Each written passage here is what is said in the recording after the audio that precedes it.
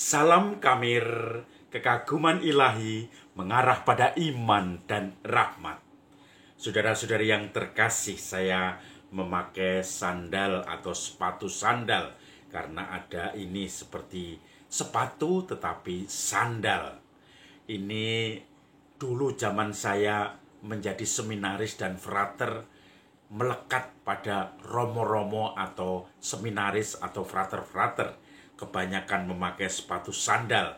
Sepatu sandal sebagai sepatu dinasnya para romo dan frater zaman dulu. Sekarang sudah memakai sepatu tertutup, pantofel atau sneaker, sepatu yang lebih kasual. Tetapi zaman dulu lebih sepatu sandal.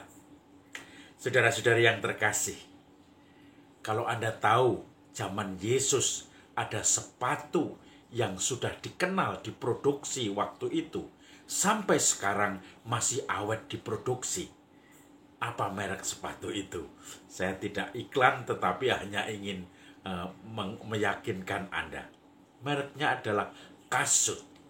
Karena dalam Injil dikatakan Yohanes itu bersabda, "Membuka tali kasutnya pun aku tidak layak." Maka kasut itu sepatu yang dipakai Yesus pada waktu itu.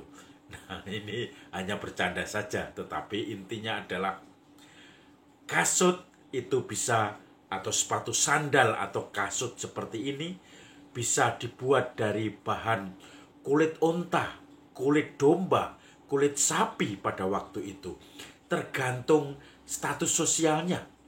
Yang rendah mungkin hanya sederhana dengan semacam tumbuh-tumbuhan atau kayu, atau dibuat dari rumbi-rumbi daun-dedaunan, kemudian dikeringkan dan menjadi sepatu atau alas kaki. Maka kasut itu sebetulnya adalah alas kaki. Hari ini kita memasuki Minggu Gaudete, Minggu Kegembiraan. Biasanya warna liturginya tidak ungu lagi, tetapi pink. Pink itu seakan-akan gambaran percampuran antara ungu dan putih. Antara penantian dengan segala pertobatan untuk menyiapkan Tuhan, warna ungu, tetapi sekaligus juga kemuliaan Tuhan, warna putih. Campurannya adalah pink.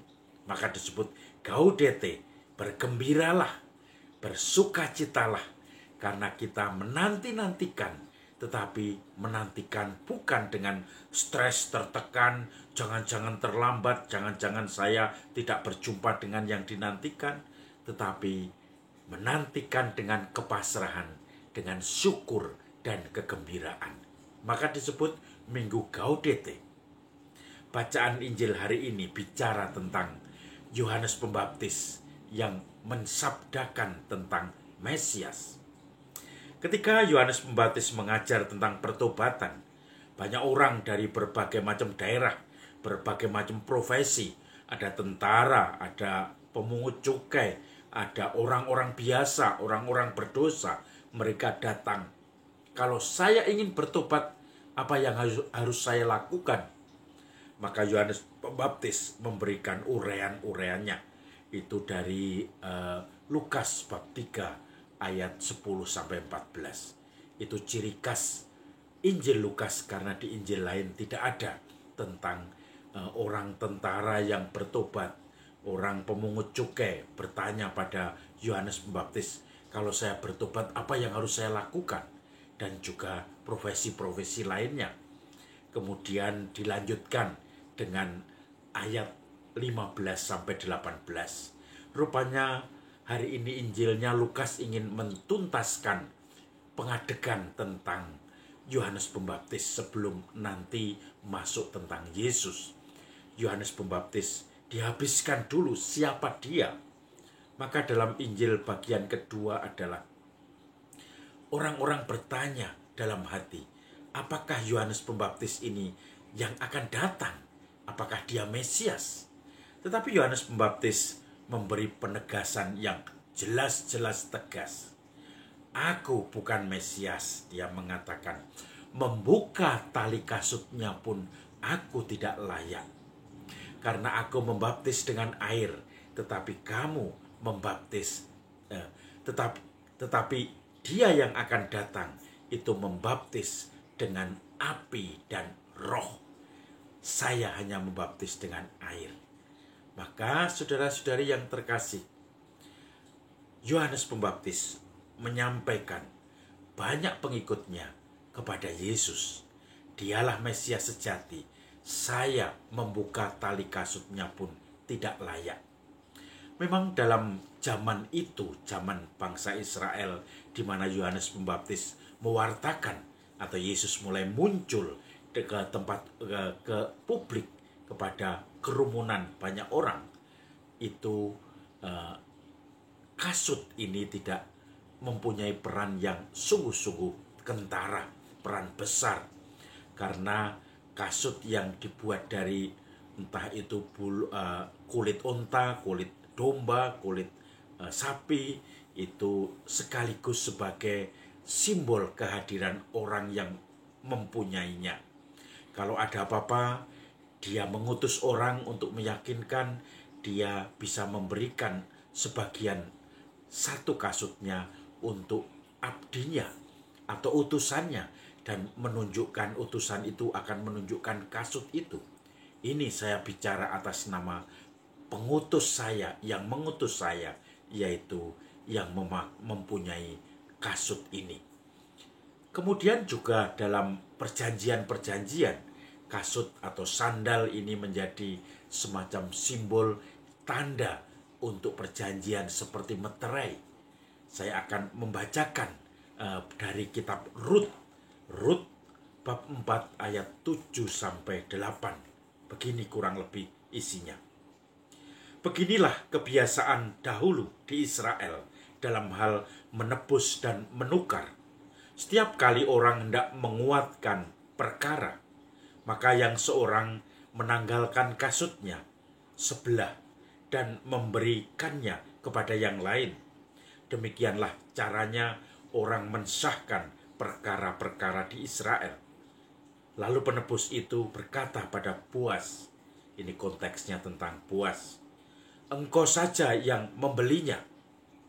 Dan kemudian Boas menanggalkan kasutnya untuk diberikan kepada orang itu. Saudara-saudari yang terkasih, rupanya Yohanes mengatakan membuka tali kasutnya, aku tidak layak. Itu artinya adalah bahwa dia memang mengacu pada tradisi waktu itu. Tidak sembarang ngomong kasut, tetapi kasut yang menjadi simbol perutusan. Maka yang diutus oleh Allah yang sesungguhnya adalah Mesias, Yesus, yang mempunyai kasut itu. Membuka tali kasutnya pun aku tidak layak. Begitu kira-kira kata Yohanes. Saudara-saudari yang terkasih, yang menarik adalah ada dua hal. Pertama, Yohanes itu orang yang sungguh-sungguh rendah hati. Dia tidak mempunyai motivasi sendiri. Dia mempunyai banyak murid, tetapi dia sadar dia diutus hanya memperkenalkan kehadiran Mesias. Maka ketika Mesias muncul, Yesus muncul, Yohanes Pembaptis dengan tegas mengatakan, bukan aku, tetapi membuka tali kasutnya pun aku tidak layak. Dia jauh lebih tinggi dari saya.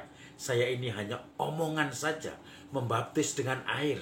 Tetapi dia yang Mesias itu, yang dinanti-nantikan, akan membaptis dengan roh dan api. Nah, itu kerendahan hati Yohanes Pembaptis. Tidak pernah mencari pujian, mencari pengikut, dukungan, tetapi dia yang terkenal istilahnya, biarlah dia, Mesias Yesus, semakin besar dan aku semakin kecil. Ditinggalkan tidak apa-apa oleh pengikut-pengikutnya. Itu sudah pasrah dan memang harus begitu. Saya tinggalkan pengikut-pengikutnya supaya mengikuti Yesus, Mesias penyelamat yang sebenarnya. Yang pertama itu. Yang kedua adalah bagaimana kabar sukacita dan pertobatan itu bisa mewadahi semua orang apapun pekerjaannya. Maka saudara-saudari yang terkasih, ini kas Lukas. Bagaimana prajurit, bagaimana pemungut cukai, bahkan orang yang korupsi, orang yang jahat di mata masyarakat, mereka bisa bertobat dengan nasihat-nasihat yang diberikan oleh Yohanes Pembaptis tadi. Jangan mengambil harta orang lain, puaskan dengan gajimu, kembalikan kalau kamu memeras orang, dan seterusnya, dan seterusnya. Saudara-saudari yang terkasih, ini Minggu Gaudete, maka kaitan dalam tema yang kedua tadi adalah bagaimana ensiklik Paus Fransiskus pernah menerbitkan ensiklik, yaitu Gaudete et Exsultate, bergembiralah dan bersukacitalah. Di dalam dekrit ini, Paus mengatakan bahwa banyak orang-orang kudus zaman ini, orang-orang yang dikatakan the saints second class, orang-orang yang orang kudus kelas kedua atau kelas pada umumnya. Dia juga sering menyebut beliau, Paus, the saints next door, yaitu orang-orang kudus santo santa di sekitar kita, di tetangga kamar kita, ketika kita keluar rumah, kita menjumpai orang-orang, itu orang-orang kudus yang second class, yang the next door tadi. Yaitu ketika orang itu, kita semua, misalnya menjadi guru yang baik, kita semua menjadi seorang dokter yang baik, menjadi seorang pedagang yang baik, menjadi seorang, mungkin pekerjaannya kita adalah membantu-bantu kuli di pasar, kuli pikul, itu juga melakukan yang baik. Maka ini cocok dengan Injil Lukas tadi yang dikatakan oleh Yohanes Pembaptis. Lakukan ini, lakukan itu. Orang-orang yang melakukan nasihat Yohanes Pembaptis tadi, dan juga orang-orang yang sungguh-sungguh menerima tugasnya sebagai tanggung jawab dari Tuhan, sebagai kepala keluarga, bagian dalam keluarga, sebagai bagian dalam masyarakat, sebagai orang dengan profesi tertentu, dibutuhkan tanggung jawab. Dan yang sungguh-sungguh memberikan pertanggungjawaban secara bijaksana, disitulah orang disebut kudus. Gaudete, bergembiralah. Dan itu menjadi semacam nilai bagi kita untuk mengikuti pertobatan yang ditawarkan Yohanes Pembaptis, supaya berjumpa dengan Mesias. Maka saudara-saudari yang terkasih, sudahkah kita mencoba bertanggung jawab atas perutusan yang diberikan Tuhan pada kita, entah di bidang keluarga kita, keluarga inti, keluarga besar, di RT kita, kemudian juga di mana kita bekerja, di situ kita diberi tanggung jawab. Dan apakah kita sudah melaksanakannya dengan baik? Dan tentu saja seperti topik pertama yang saya sampaikan, apakah kita melaksanakannya bukan untuk motivasi keuntungan diri, egosentrisme yang hanya mencari pujian, yang selalu mendapat keuntungan dari orang-orang yang kagum atau menjadi pengikut kita, follower kita. Tetapi biarkan mereka mengarah kepada Mesias, dan kita legowo menyerahkan semuanya itu. Saudara-saudari, salam Kamir, kekaguman ilahi mengarah pada iman dan rahmat.